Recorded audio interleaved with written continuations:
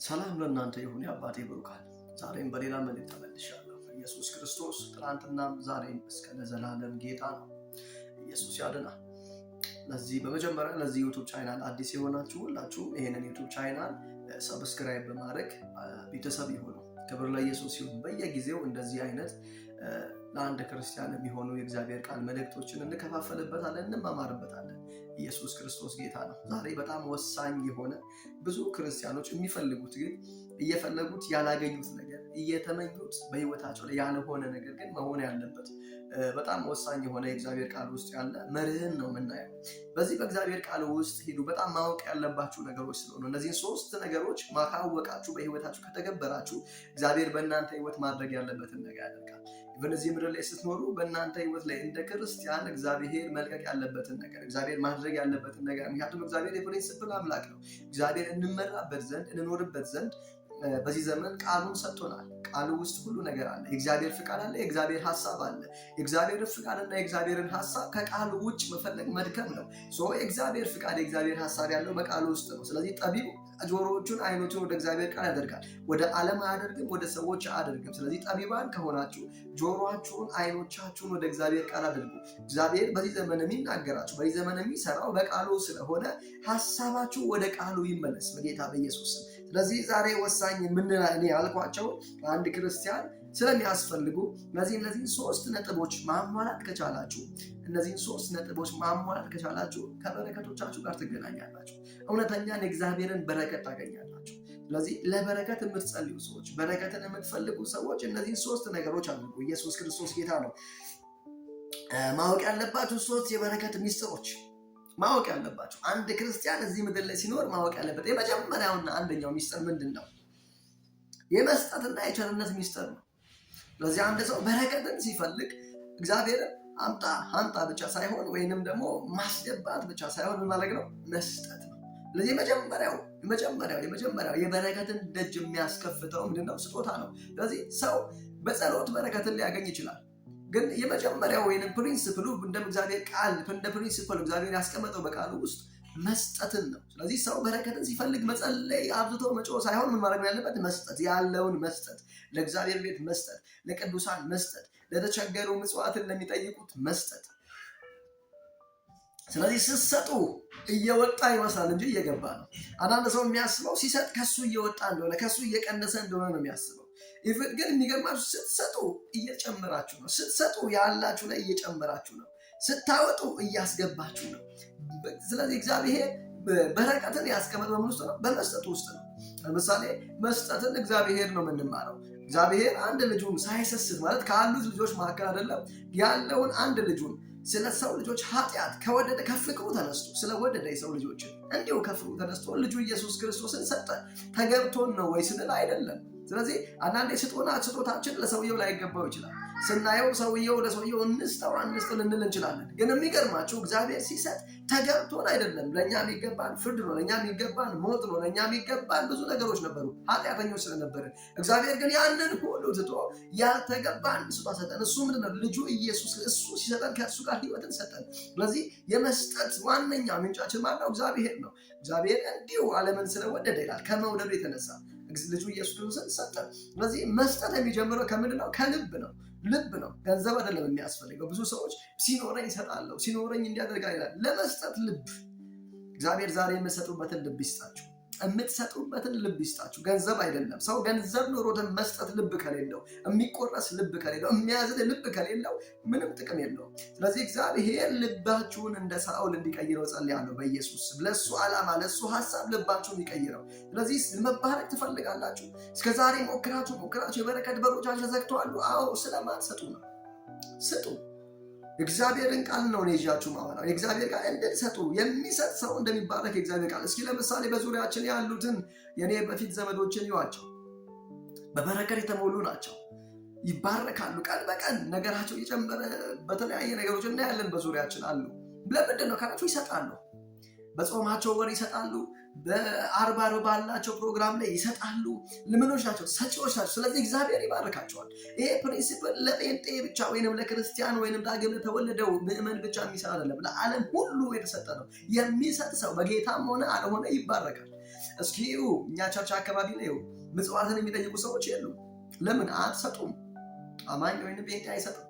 ስለዚህ የት ነው የሚሆኑት? ሌሎቹ ሃይማኖቶች በር ላይ ግን ስትሄድ ተደርድረው፣ ለምን? ሰጪዎች ስለሆኑ፣ ለጋሶች ስለሆኑ።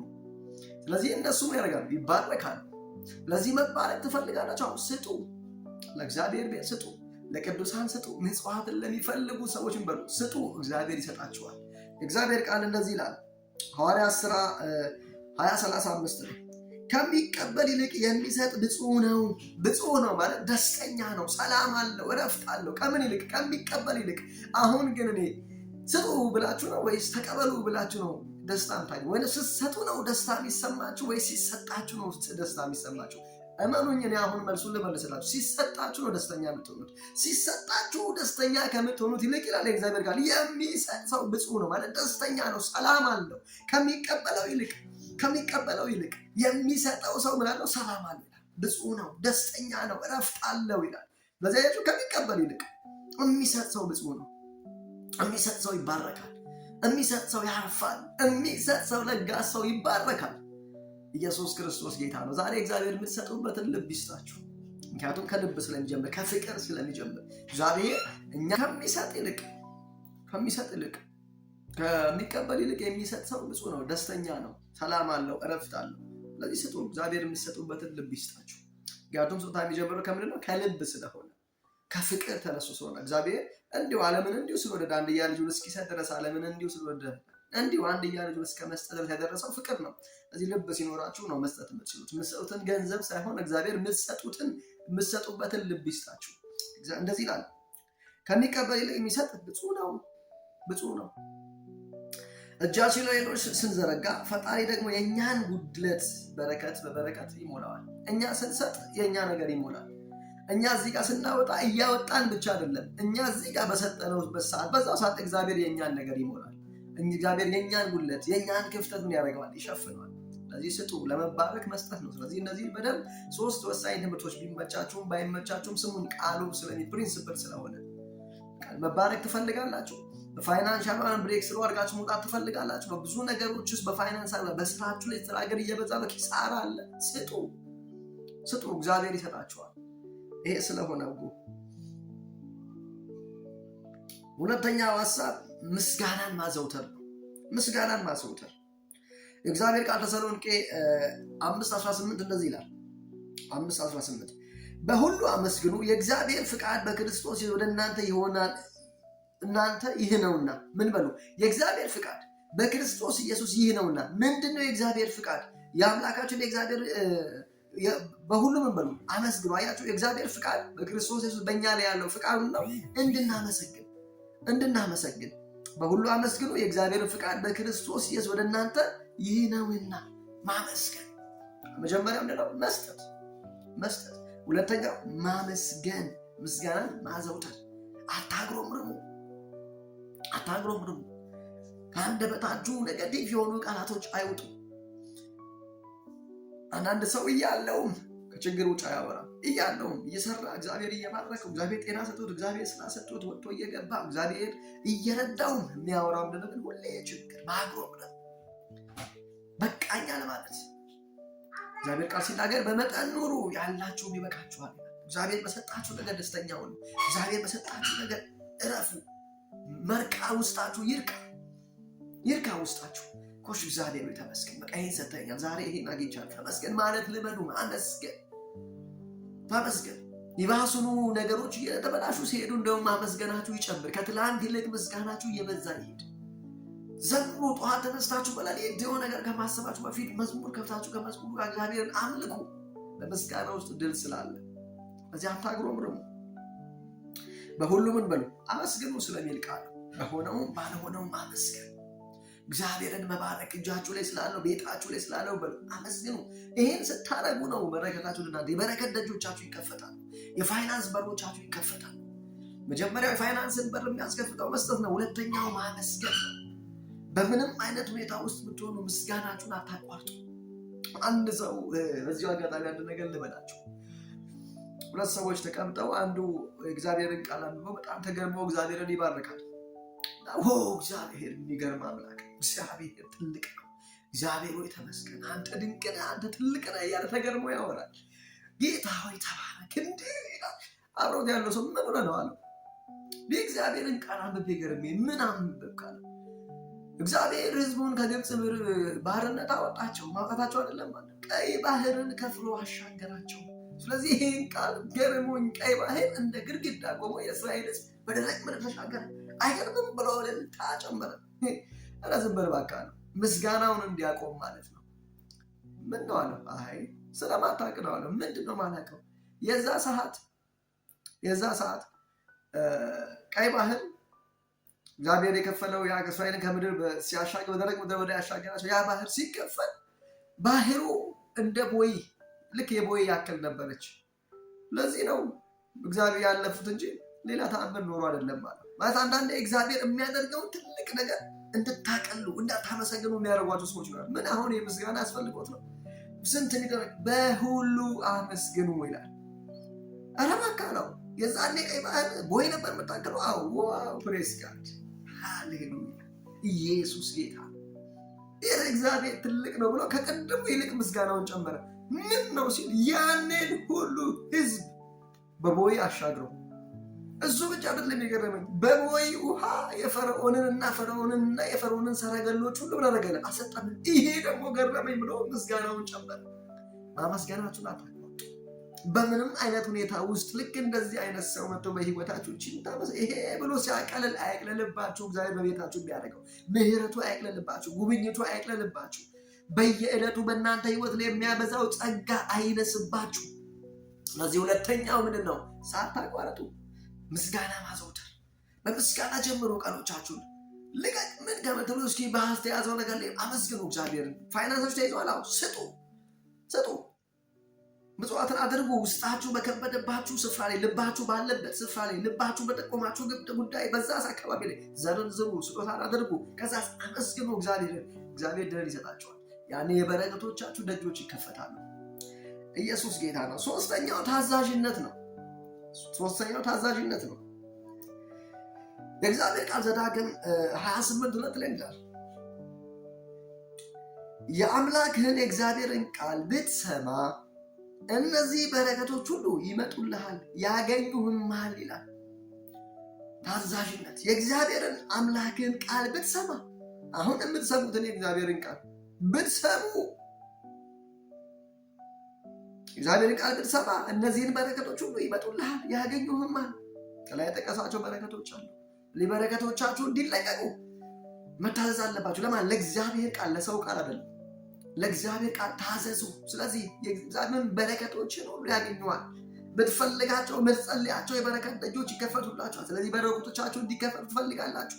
የፋይናንስ ደጆቻችሁ፣ ስራችሁ እንዲባረክ ትፈልጋላችሁ። ቤታችሁ ሙሉ እንዲሆን ትፈልጋላችሁ። አዎ ቃሉ መልሳችሁ ታዘዙ። ለምን? ለእግዚአብሔር ቃል ስጡ። የመጀመሪያው። ሁለተኛው በምስጋና ተሞሉ። ሶስተኛው ታዘዙ ለእግዚአብሔር ቃል። በእግዚአብሔር ቃልና ሕግ መመራት የሁሉም በረከቶች በር ከፋች ነው። በእግዚአብሔር ቃል፣ በእግዚአብሔር ኪዳን፣ በእግዚአብሔር ፕሪንሲፕል ውስጥ መገዛት፣ ለዛ ቃል መታዘዝ ለሁሉም በር እንዲከፈትላቸው ነበር።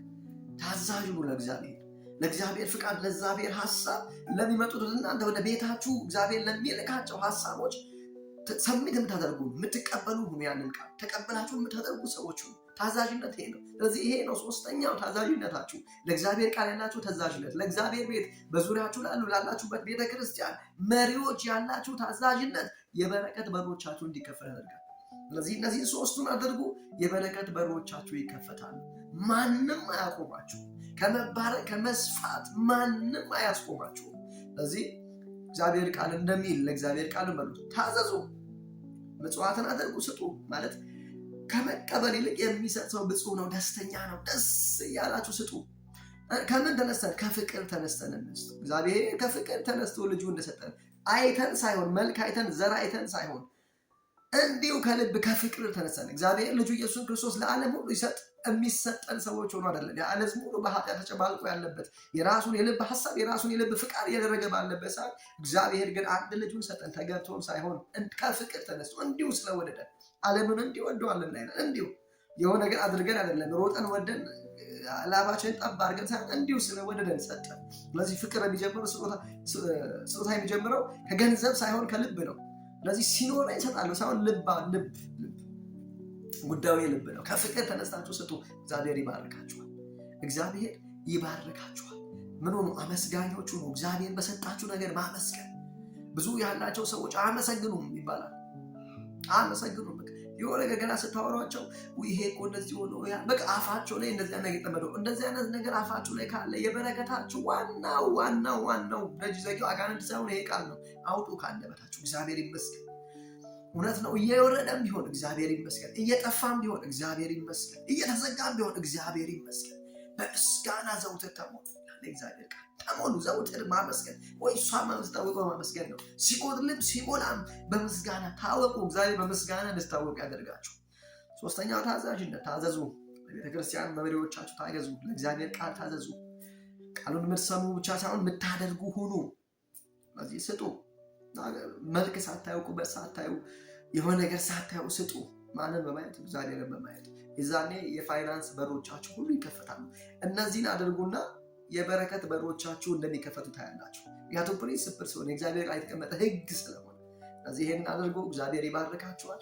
ተባረኩ። በጌታ በኢየሱስ ስም የጸሎት ኃይል ይጨመርላችሁ። በዚህ ሰዓት በደከማችሁ ጉዳይ አቅም ባጣችሁበት አቅጣጫ እግዚአብሔር አቅምን ይስጣችሁ። እግዚአብሔር ምሕረት የእግዚአብሔር ጸጋ በህይወታችሁ በዘመናችሁ ላይ ይለቀቅ በጌታ በኢየሱስ ስም። እግዚአብሔር ልባችሁን ይቀይረው። እግዚአብሔር የምትሰጡበትን ከፍቅር ተነስታችሁ የምታደርግበትን ልብ እግዚአብሔር ይስጣችሁ።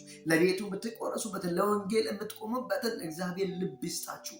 ማለት ገንዘብ አይደለም ብያችኋለሁ። ስጦታ እግዚአብሔር የሚያየው ልብን ስለሆነ በቤተ መቅደስ ውስጥ ስጦታ ሲያደርጉ ያቺ ሴት አንድ ሳንቲም ስትል ብዙ ሰው ይሄን እንዴት ትሰጣለች ለእግዚአብሔር ቤት አለው። እግዚአብሔር ግን እመኑኝ ከዚህ እስካሁን ግን ሰጠው ይልቅ እሷ አብልጣ ሰጠቻል። ትዳሯን ሁሉ ማለት ስጦታ አይደለም ጉዳዩ፣ የገንዘቡ መብዛት ማለት አይደለም። ስጦታ ልብ ነው እና እግዚአብሔር የምትሰጡበትን ልብ ይስጣችሁ። ስለዚህ የፋይናንስ ደጆቻችሁን የሚከፍቱ እነዚህ 3 ነገሮች ናቸው። አንደኛው ምንድነው? መስጠት። ሁለተኛው ማመስገን፣ ዘውትር ማመስገን። ሶስተኛው ታዛዥነት ነው።